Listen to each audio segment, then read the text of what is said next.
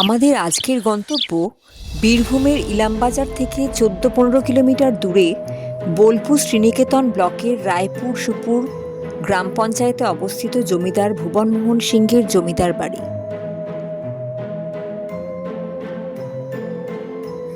ভুবনমোহন সিংহ শান্তিনিকেতন প্রতিষ্ঠার ক্ষেত্রে গুরুত্বপূর্ণ ভূমিকা রেখেছিলেন। তিনি 1883 সালে দেবেন্দ্রনাথ ঠাকুরকে ভুবনডাঙ্গায়, যা কিনা বর্তমানে শান্তিনিকেতন, সেখানে 20 বিঘা জমি উপাসনালয় এবং আশ্রমের জন্য দান করেছিলেন। লর্ড সত্যেন্দ্রপ্রসন্ন সিংহ এই পরিবারের অন্যতম বিখ্যাত বংশধর, যার নামে কলকাতার লর্ড সিনা রোড নামাঙ্কিত হয়েছে। 1984 সালে মুক্তিপ্রাপ্ত মৃণাল সেনের ছবি খণ্ডহার এবং 2012তে মুক্তিপ্রাপ্ত সন্দীপ রায়ের ছবি যেখানে ভূতের ভয়, এই দুটি ছবিরই শুটিং হয় এই বাড়িতে।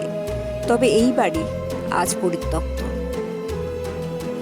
স্থানীয় মানুষজন বললেন এই বাড়িতে অনেক অসামাজিক কাজকর্ম হতো, যেহেতু ভূতের ভয় এখানে অনেকেই প্রবেশ করতে চান না, বিশেষ করে সন্ধেবেলা। তাই স্থানীয় একটি ক্লাব জায়গাটা দেখাশোনা করছে, যদিও সরকারি উদ্যোগ কিছু নেই। কয়েক বছর আগেও এখানে সিংহ পরিবারের বসবাস ছিল বলেই জানা যায়।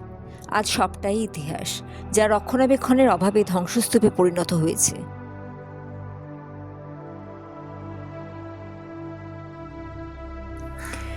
বাড়িটি ছোট নয়, যেদিকেই তাকাই একই রকম মনে হয়, এমনই সিমেট্রি। ছাদ পড়ে গেছে, দেয়াল ভেঙে গেছে, রয়ে গেছে শুধু অযত্নে লালিত ইতিহাস।